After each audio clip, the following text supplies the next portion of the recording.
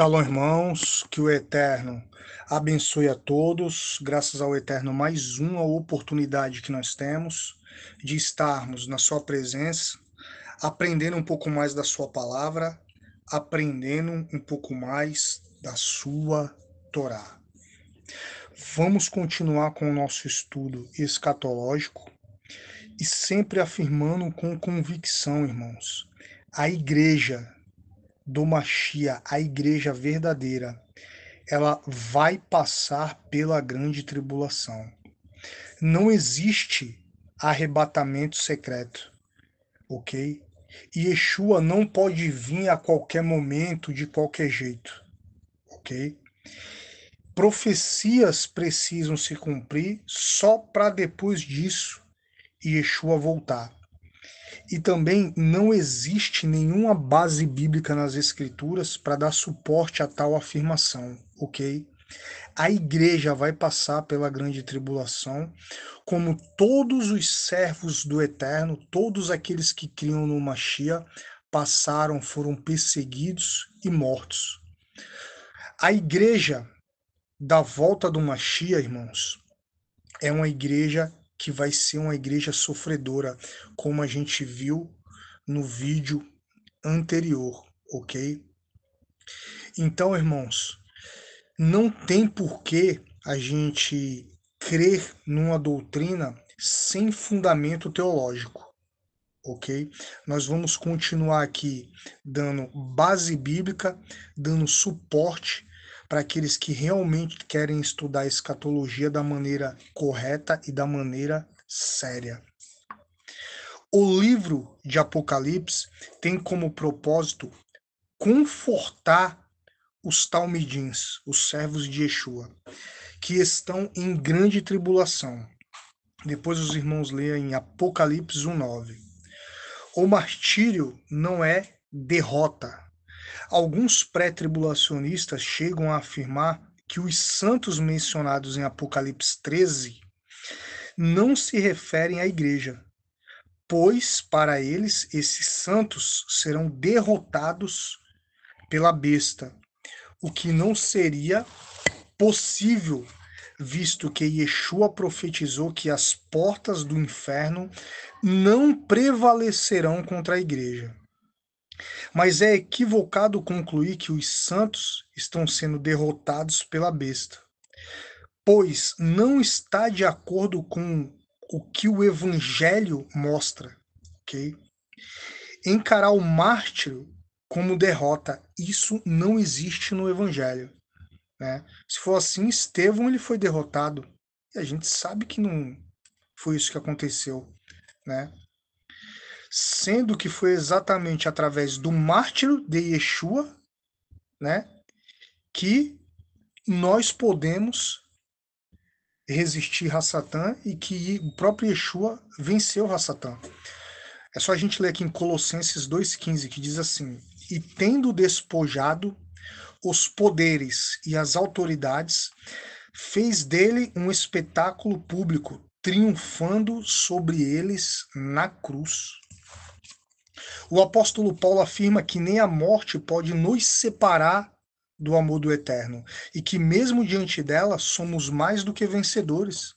Os irmãos conhecem esse texto, isso está escrito no livro de Romanos, capítulo 8, versículo 31 ao 37. Depois os irmãos leiam lá, né? Quem nos separará do amor de Cristo? Será a tribulação, ou a angústia, ou a perseguição, ou fome, ou nudez, ou perigo, ou espada? Como está escrito, por amor de ti, enfrentamos a morte todos os dias. Somos considerados como ovelhas destinadas ao matadouro, mas em todas essas coisas somos mais do que vencedores.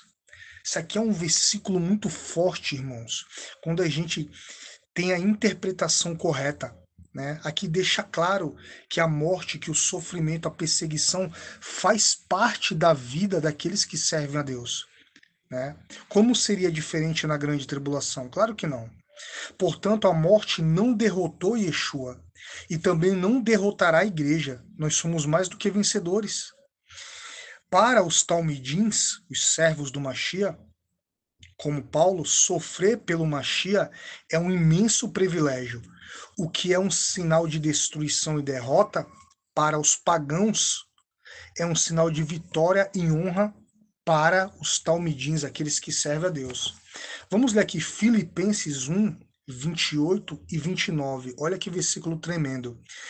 Sem de forma alguma deixar-se intimidar por aqueles que se opõem a vocês. Para eles, isso é sinal de destruição, mas para vocês, de salvação. E isso da parte do Eterno, pois a vocês foi dado o privilégio de não apenas crer no Machia, mas também de sofrer por ele. Olha só, irmãos, que tremendo, que tremendo. Que honra pode seguir os passos do grande mestre, Yeshua, e carregar a própria cruz, né? Então Yeshua disse aos discípulos: se alguém quiser acompanhar-me, negue-se a si mesmo, tome a sua cruz e siga-me.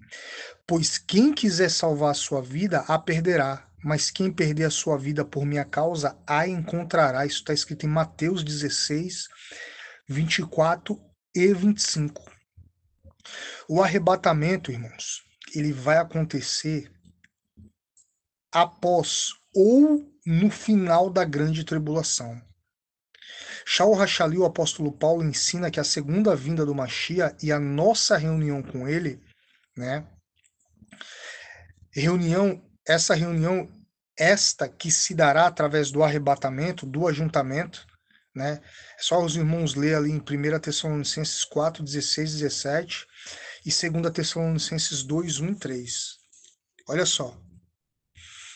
2 Tessalonicenses 2, 3 e 4. Não acontecerá sem que primeiro venha a apostasia, e seja revelado o homem da iniquidade, o filho da perdição, o qual se opõe e se levanta contra tudo que se chama Deus ou objeto de culto, a ponto de assentar-se no santuário de Deus, ostentando-se como se fosse o próprio Deus.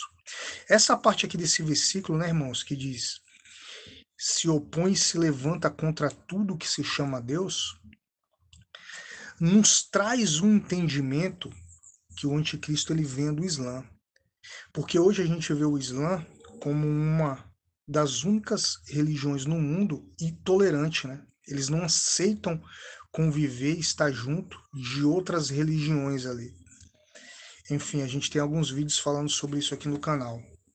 Só abrir aspas para trazer aqui esse lembrete, né, sobre essa linha de pensamento, o qual eu acho coerente de que o anticristo virá do Islã. Os próprios dispensacionalistas, né, concordam que o anticristo se revela dando início ao período da grande tribulação. Portanto, o apóstolo nos garante que a segunda vinda do Mashiach e a nossa reunião com ele, né, o ajuntamento, o arrebatamento, só se dará após a revelação do homem da iniquidade. Okay? Esse contexto aqui está claro, irmãos. Né? Os talmidins tessalonicenses, eles estavam perturbados por aqueles que ensinavam que a segunda vinda era iminente, ou seja, que poderia se dar a qualquer instante sem sinais prévios. Né? Shaul Hachalia, ele acaba com isso. Né? Só depois os irmãos leem 2 Tessalonicenses 2:2. Sabemos que os tessalonicenses esperavam, né, era a segunda vinda do Mashiach que desencadearia o arrebatamento da igreja, 2 Tessalonicenses 1:10. Sabemos também que aqueles talmidins tinham a expectativa do arrebatamento conforme instruído pelo apóstolo em sua primeira carta, 1 Tessalonicenses 4, versículo 13 ao 18. Paulo então procura acalmá-los, dizendo que são falsos ensinos que dizem que o arrebatamento estava às portas, ou que já até havia acontecido, 2 Tessalonicenses 2:2. Pois que tal não aconteceria sem que primeiro ocorresse dois grandes sinais, a saber, a apostasia e a revelação do anticristo. o que é o mesmo que dizer que o arrebatamento da igreja não se dará antes do período da grande tribulação. Shaul Hachalia lembra que a segunda vinda do Mashiach e a nossa reunião com ele, né, segundo a Tessalonicenses 2:1, segundo a Tessalonicenses capítulo 2, versículo 1, ocorrerão posteriormente a manifestação do anti-Mashiach, do anticristo. Ok? Então, de fato, será revelado o iníquo, a quem o Senhor matará com o sopro da sua boca, e o destruirá pela manifestação da sua vinda, segundo Tessalonicenses 2:8. Shaul não nos informa o que ou quem é que está detendo a manifestação do iníquo. Irmãos, nós temos estudo, né, já deixando aqui uma linha de pensamento bem concreta sobre isso, ok? Segundo a Tessalonicenses 2, 6, 7, ok? Mas ali não se trata do arrebatamento da igreja, pois Paulo deixa claro que o arrebatamento só se dará após a revelação do anticristo, ok? Então, irmãos, não pode acontecer arrebatamento sem que primeiro haja manifestação do anticristo, ou seja, ainda não foi aberto o primeiro selo, ok, irmãos? Que é o aparecimento do anticristo, do antimachia. Nós vamos parar esse segundo vídeo por aqui, ok, irmãos? Vamos estar nos preparando aqui para um terceiro vídeo. Tenho certeza que esse estudo vai ser abençoador e vai agregar conhecimento para a tua vida. Shalom, shalom, que o Eterno abençoe a todos.